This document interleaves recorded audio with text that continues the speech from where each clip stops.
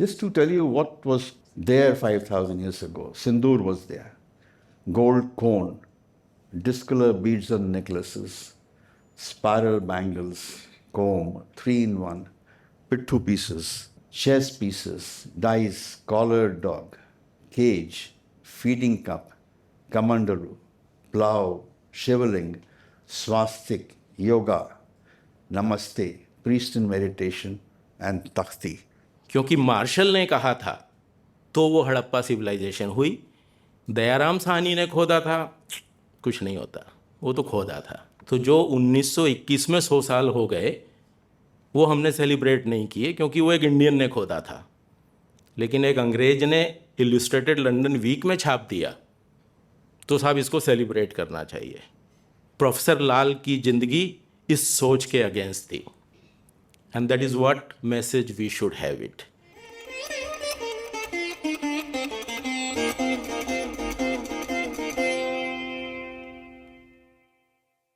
Namaste, respected dignitaries, esteemed scholars, and dear friends.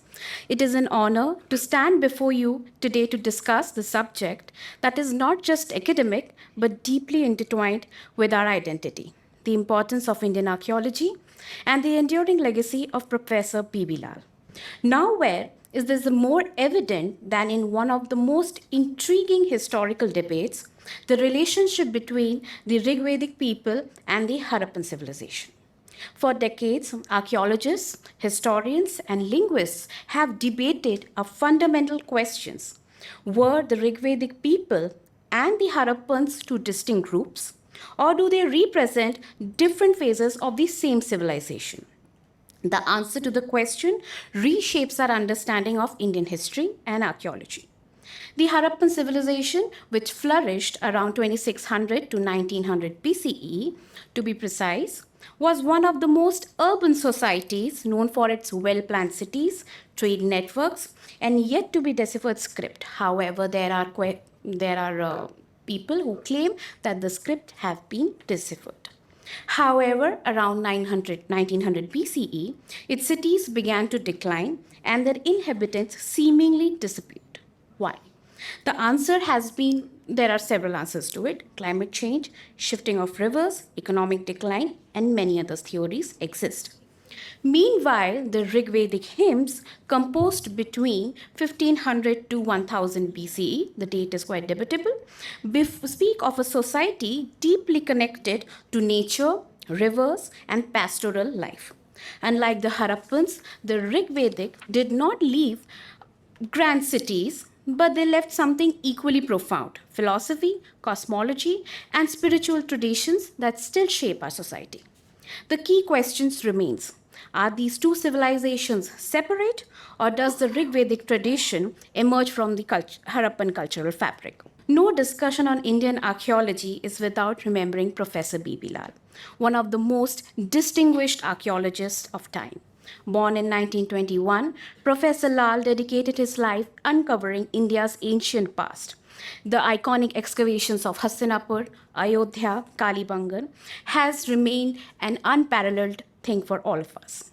His work on Indus Valley civilization and Vedic heritage helped and challenged the outdated theories and reshaped India's narrative on history. One of the Professor Lal's most significant contribution was the theory of civilizational continuity between the Harappans and the Vedic. He questioned the Aryan invasion theory and instead provided archaeological evidences suggesting an indigenous evolution of early Indian civilization. His profound books, The Saraswati Flows On and The Historicity of the Mahabharata, remain the landmark works in the study of ancient India. The best way to honor Professor B.B. Lal's legacy is to continue his quest of knowledge, to seek the truth hidden in the layers of time, and to ensure that our history is preserved, studied, and passed on to the future generations. Ladies and gentlemen present over here, I'm talking on my favorite topic, Professor B.B. Lal, naturally. Born 2nd May, passed away in September 22. I'll first cover the early years of Professor Lal. He was born to Ramcharan Lal and Srimati Saryu in 1921. He describes himself as a naughty in his memoirs, and he was very often ticked off by his principal, and father was ticked off by the principal for his naughtiness. Once he told his father during Dashera that I want you to get me a bow and an arrow because I want to kill the Ravan. And he'd drawn a Ravan on a chart. And when father came back, he said, have you got the bow and arrow? So father said, no, I have forgotten about it. He says, you will not enter till you get it. And despite intervention by his mother, he didn't allow father to enter the house till the bow and arrow was brought to him. And there are quite a few stories. I'll just leave one for the moment. Notwithstanding all that naughtiness, he stood first in the class each and every time till he got on to the college days. And because of his studies, he was offered a scholarship in BA at the Allahabad University. His aim was to do mathematics. While studying the college, he also was distributing freedom leaflets. Sorry, the word pamphlets not there. Leaflets. And he carried on with dramatics and sports and everything that he could do. Now, in the final year of his bachelor, he fell sick. And he was sick for about 3 months, last 3 months. With the result that he got a second division in mathematics, but first in Sanskrit. Because scholarship was not forthcoming as a student of mathematics, he opted for Sanskrit, which he, once again, came first class first in his master's. Those days, the strength and the age group of Archaeological Survey of India was very high, and Sir Mortimer Wheeler, who had been asked by Lord Wavell to come over and take over the Director General of Archaeology, decided to visit various universities and identify people who could be picked up. So the search was on, and Sir Mortimer came to Allahabad University, and the Vice Chancellor recommended that he take young Brajbasi into the fold of archaeology. So what he thought was mathematics, he turned over to Sanskrit, and then in on to archaeology. So his training at Takshila and Arikamedu was under Sir Mortimer Wheeler. And it's interesting to know that within 15 days of his joining Takshila, he writes in his book that as he was passing through the trench where Sir Mortimer was working, he requested if he could come down to the trench and have a look at what's happening. And Sir Mortimer said, okay, come down, have a look what I'm doing. Just stratigraphy, making out charts of where's which level, all that was going on. And Professor B.B. Lal was then, of course, young Brajbasi was looking right and left and seeing what is it. And he tells Sir Mortimer, sir, this is wrong. Well, Sir Mortimer said, what's wrong with you? You've been here for 15 days and you're telling me what's wrong? Get out from here. So Professor Lal quietly went back to his tent. Surprisingly, next morning, first thing he heard was Sir Mortimer knocking, telling him, boy, you were right.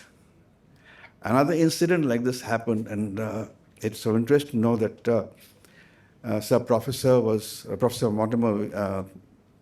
Mortimer Wheeler was a chief guest at a talk in London where Professor Lal was going to talk, and he, told the audience that this boy is, he's the one who corrected me within 15 days of his training started, when his training started. So he was bright, no doubt about it, and Sir Mortimer Wheeler felt that he has a lot of potential. And with that background, he joined the Archaeological Survey of India as the top amongst those being trained at Takshila. After joining the Archaeological Survey, his first assignment was summons by Sir Mortimer Wheeler to join him in excavations at Harappa. I'll go through his excavations. Harappa was 46, Brahmagiri was 47, Shishupalgarh 48. Excavation of sites connected with Mahabharata, Hastinapur and Indraprasth, excavation and explorations at Kurukshetra and Karnal, Tilpat and Kampilya. Then Nubia and Egypt led the Indian team in 1961, Kalibangan 61 to 69, archaeology of Ramayana sites in 77 to 86 that included Ayodhya, Shringverpur, Bhadwad Ashram, Nandigram and Chitrakoot.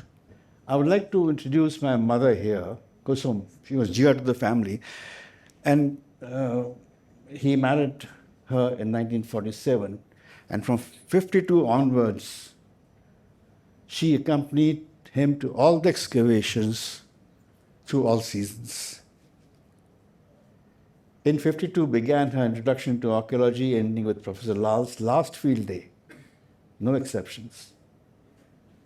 And that included Kalibangan 61-69, Ramayana sites 77-86, all 18 seasons she was present, doing everything that she could do. And always used to call her non-technical assistant, unpaid. So we had a good laugh over this. But she was tremendous. In fact, the amount of archaeology that my father taught her was phenomenal. She developed a good eye for explorations and spotted some Stone Age tools in Gupteshwar and Jadirua where excavations were carried out. When Professor Lal moved from as a Director General of Archaeology to head the department at Jivaji University in Gwalior. Mother suffered medically in later years. By later years, I would say last 15 years, quite a long time. And she passed away at the age of 87. 69 years of togetherness came to an end. Right in the ASI, this previous one. Professor Lal worked his way up to the Director General of Archaeology, and he became, picked up that position in 1967 at the young age of 46. After 4 years of DGA, he opted for retirement by resigning because he could not pursue his passion for research and writing. He joined Jivaji University in Gwalior as a professor, excavated Jadirua and Gupteshwar, and commenced archaeology of Ramayana sites, project from Jivaji University, and he moved on to the Institute of Advanced Studies and finally took over the institute in 1976, I think. As a part of excavation of sites connected with Ramayana, he excavated Babri Masjid, which you're aware of, Ayodhya, Shringverpur, Bhadwaj Ashram, Chitrakoot, Nandigram, between these 9 years. He has written many books, and notice the first one is 1964, Archaeology of India Since Independence. But the following works started, as you see, at the age of 69 and continued till he attained the age of 100. Perhaps Earlier Civilization of South Asia is an excellent book on the Indus Valley civilization, and as was known at that point in time, not the civilization, Sindhu Sabhyata civilization, but the facts known at that point in time. I would urge you to go through this book, Saraswati Flows On Continuity of Indian Culture, where he's brought out how the artifacts from those days are still existing, meaning what we see today was there 5,000 years back. How deep are the roots of Indian civilization? Piecing together memoirs of an archaeologist under a book that you could read gives a lot of insight. Historicity of Mahabharata, evidence of literature, art, again is a must-read for serious students. And Rigvedic people, invaders, immigrants, or indigenous, in which he lays out a case that they were the same people. Once again, it's a good book to, excellent book to read. Other excavations, etc., they come in sequence. In 21, he wrote his book 75 Years of Research by an Archaeologist, in which he listed out the work that he had done very briefly. This was released in 2021. And he started, in the same year, he started a book, Aryan ka Adidesh, started in his 99th year, completed in his 100th year, and was due for release just about 15 days after the date he passed away. He also led an expedition to Egypt, Nubia, and there he has written a book on Egyptian archaeology. He also has over 100 seminal papers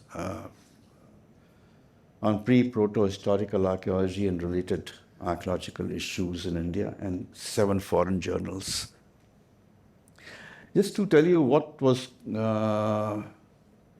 there 5,000 years ago, sindoor was there. Gold cone, discolor beads on necklaces, spiral bangles, comb, 3-in-1, pithu pieces, chess pieces, dice, collared dog, cage, feeding cup, kamandalu, plough, shivalinga, swastik, yoga, namaste, priest in meditation, and takhti. Chess pieces as found at Lothal, dice, modern dice and cubical dice, 3-in-1, bangled, spiral bangles, the dancing girl as excavated at Mohenjo-daro, the sindoor, nosharo, and the swastik, the shivalinga. This is the ploughed field, the first agriculture field found at Kalibangan. Notice the furrows running north and south and east and west. And they were for gram and mustard. This is exactly what's been done even these days. And that is the oldest excavated field. I used to tell us how, gingerly they used to use the brush to wipe out so that the furrows don't get damaged. This is the first, once again, the first earthquake ever excavated. You can see the forted strata. Here are the streets of Kalibangan excavated. Look at the tiles, once again, Kalibangan excavations. But, and the pot, burial pots that they used to keep in for burials. But look at the excavation now. This is just about 3 years back. What Kalibangan was, as you saw, excavated, and what it is now. So that neglect has cost us the Kalibangan excavation site. Something personal that I want to put to you about Professor Lal. Mr. M. N. Deshpande was the same batch with Professor Lal at Takshala, and trainees under Sir Mortimer Wheeler. We became colleagues in the Archaeological Survey of India, then became Sanghees when I married his daughter, sitting next in the front row. Again, through Mr. Deshpande, he met his guru, Sri Ranade, in 57. His first book, when he started writing, if you remember, 96, he was using typewriters and learning to write, and you can imagine how a book would have been written in those days. One word goes wrong, you start the whole thing again. And then in 1997, he got a laptop and learn the equivalent of word. I don't remember what was it called then, or equivalent called then. He learned that at the age of 76 years. Thereafter, typing his books directly on the laptop. And 2004, he learned how to operate PowerPoint. We were sitting around, and he had talked to give in India International Center, and he was looking for the slides. I said, Papa, days have gone when you use slides. Forget about slides. Nobody looks at it these days. And you do it PowerPoint. He said, no, I'm quite comfortable using the slides. I said, you're comfortable, fine, go ahead. But 2 weeks later, he says, come here. Show me how to make how to, make a PowerPoint slide and all that. And I taught him how to do it. It took me about 2 hours. And would you believe this was Sunday morning? We spent till lunchtime. Next day, in the evening, when I came back from the office, he had made 40 slides. He had finished 40 slides, PowerPoint. And he calls me, come and have a look. Amazing. All that he did not know was how to shade the slides and give colors over there and some here and there. Okay. Learned PowerPoint at the age of 83. He had bilateral knee surgery, both my parents, at the age of 89 and 81. And spinal surgery at the age of 90. So he was in wheelchair, and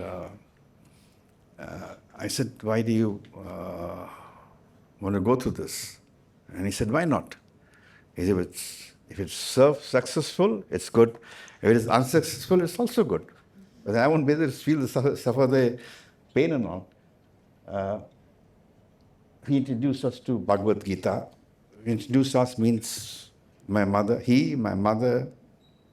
Sushma and myself, we used to sit down every evening, and we finished Bhagavad Gita as it is by Swami Prabhupada. Then we finished the Bhagavad Gita by Paramahans Yoganand.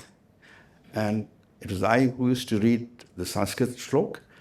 And once again, I wanted to believe, but when I couldn't pronounce a word which was this में काफ़ी वो शब्द जुड़े हुए होते थे. He would know it, and he would tell me how it is, how to prompt me. And he must have done that 1,000 times, in both those occasions, reading those books. So his knowledge was tremendous.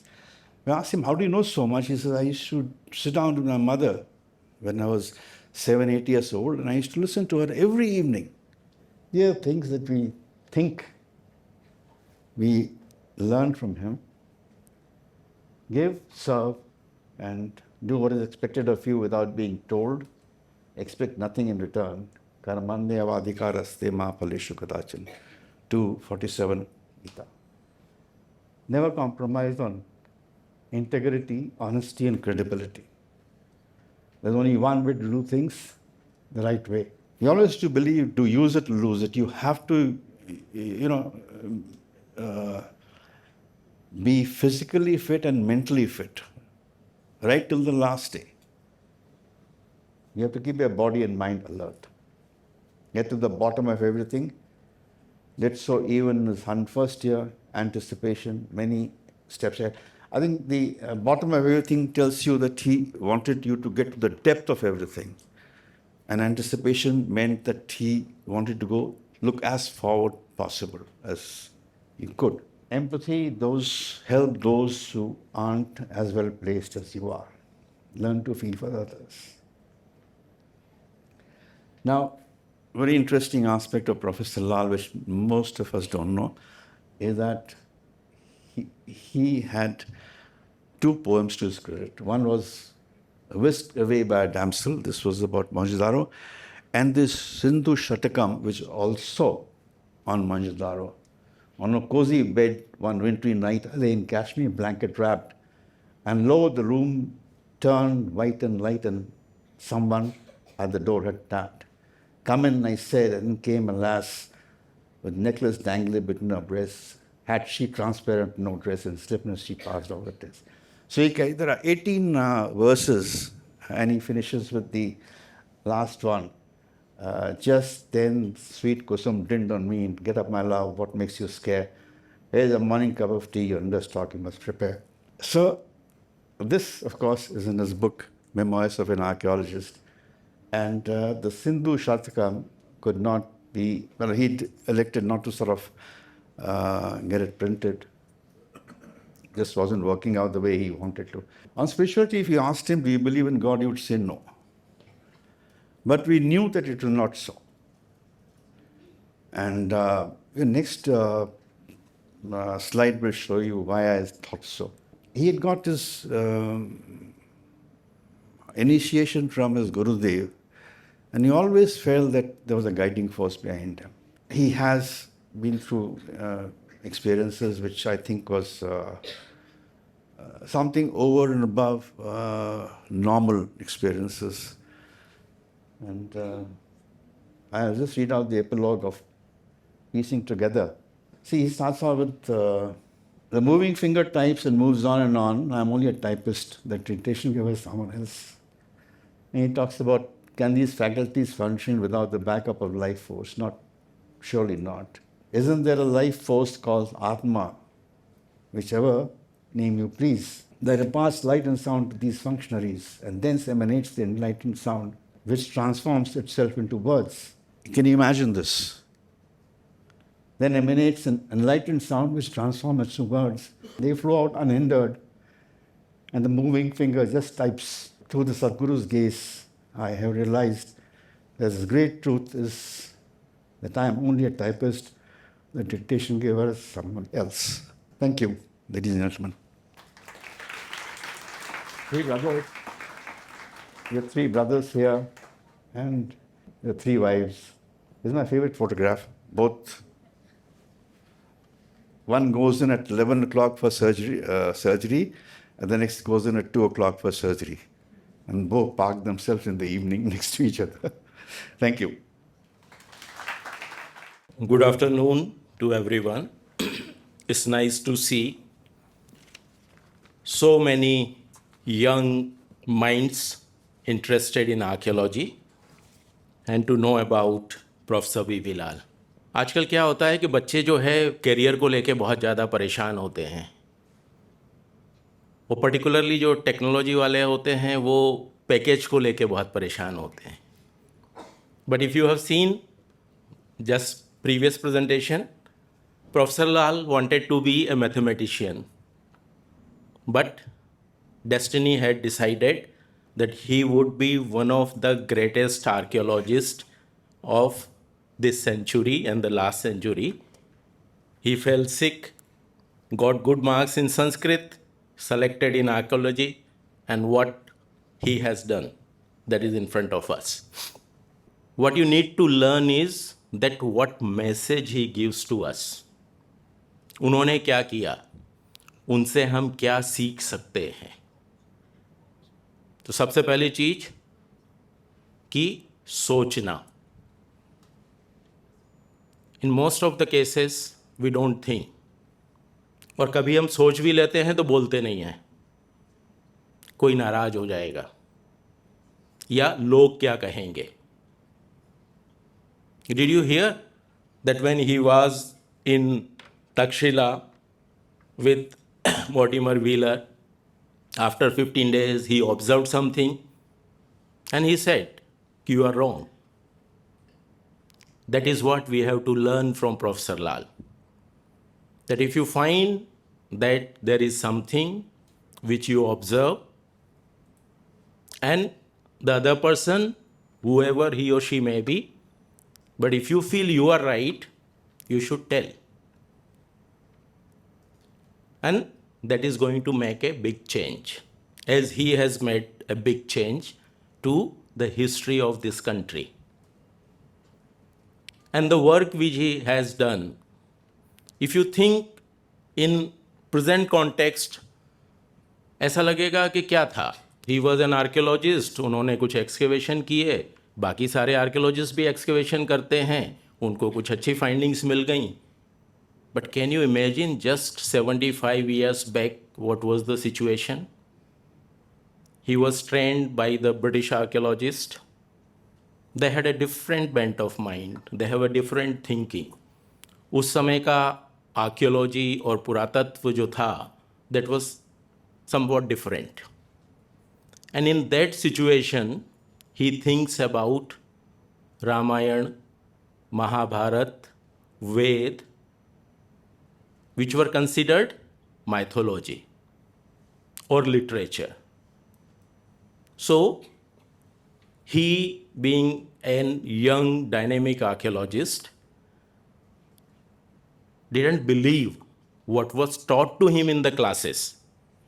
क्योंकि उस समय तो यही पढ़ाया जाता था कि इसमें कोई इतिहास नहीं है, ये कोरी कल्पनाएं हैं.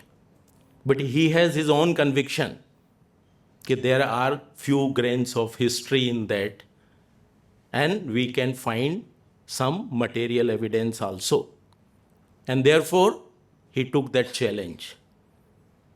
And even I can't believe, I cannot imagine how difficult it would have been for him to take this decision, to convince his bosses, get the approval, and finally produce the result.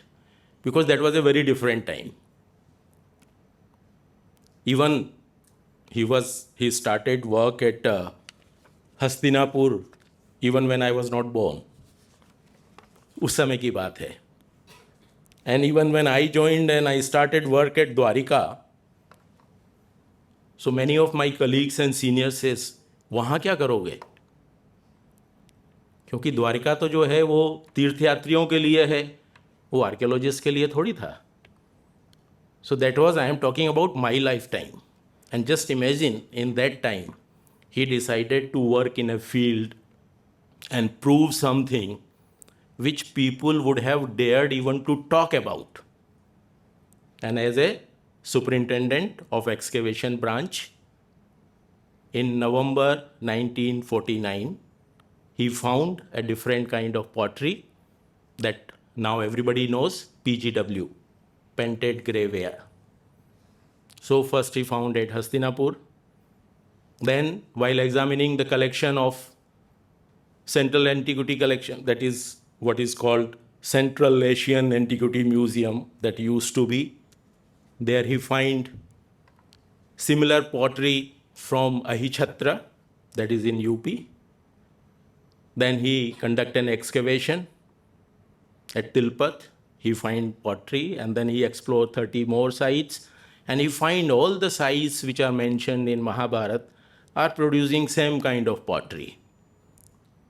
And with a very scientific analysis of the material which he is finding, he developed a theory, and he related it with the Mahabharata.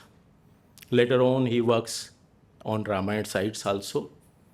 And here again, he had that courage, because when he excavated these Ramayana sites, so-called Ramayana sites, or the sites which are mentioned in Ramayana, and the material which he found was later than the sites which are mentioned in Mahabharata. Now it's not easy for anyone, to produce these results, because it is believed, is strongly believed, it is written that Ramayana is early, Mahabharata is late. But the result what he was finding, and he faced this also at Ayodhya and other places. But as an archaeologist, you will see that he produced whatever he found. So just see how courageous he was. And I am fortunate that he left ASI, joined Jivaji University, where he was also the first director of his School of Archaeology. So when he joined Jivaji University, in his School of Archaeology, he started the same course which was being taught in this premier institution. And I was fortunate several years after that to study that in the same university. And then I joined again the ASI. Professor Lal is perhaps, my colleagues and seniors will tell, is the only director general who resigned from ASI and went to academics. No other director general has left ASI and joined the university. So he was a person who has his own thinking. As Rajesh ji has said, that within 15 days he could grasp what is the archaeology. You will see the same kind of qualities in Dayaram Sahni if you read him. He was also from a Sanskrit background. From Lahore he came, he joined, and he worked with the Marshal, and Marshal was extremely impressed with him, and he became the first director, Indian, who became the director general. So I find both of them have a few similarities. Both extremely intelligent, and Professor Lal, he was, as he has mentioned, he was working till his last days. He was extremely curious about knowing what is happening in the field of archaeology. And he was down to earth. He will talk to everyone and anyone. He will listen from you. What your views are, he will always ask for that. It is not that he will tell you that this is there. He will ask you what is your things, what you observe, what you found. So he used to get that thing and encourage all young scholars. But we have to learn from him because his life is a message to all of us. So from 21, he started, how it is shaped, and wherever he was, whether in the Archaeological Survey of India, in Jivaji University, in the Institute of Advanced Studies, even after that, he continues his work. So he never stopped. ज़्यादातर लोगों को देखा होगा, project नहीं मिल रहा है, ये institution नहीं है, नौकरी नहीं है, ये नहीं है, वो नहीं है, काम नहीं करना हो तो 100 बहाने हैं, लेकिन अगर काम करने वाला हो तो उसे कोई नहीं रोक सकता. आप अगर बिस्तर पे भी हैं तो भी काम कर सकते हैं. And that is what we learn from him. The whole life he worked dedicatedly without expecting things from anywhere. And then we should read his work. Not only that, we should try to get these nuances from there, what message his activities, his works, his writings gives to us. They actually show us the path for the future. और जो area उन्होंने चुना था, उसको चुनने की हिम्मत शायद उस समय के लोगों में तो नहीं थी.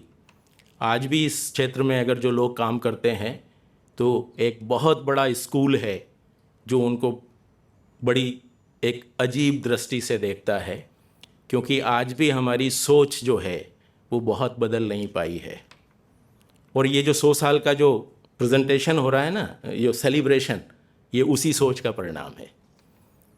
क्योंकि मार्शल ने कहा था तो वो हड़प्पा सिविलाइजेशन हुई.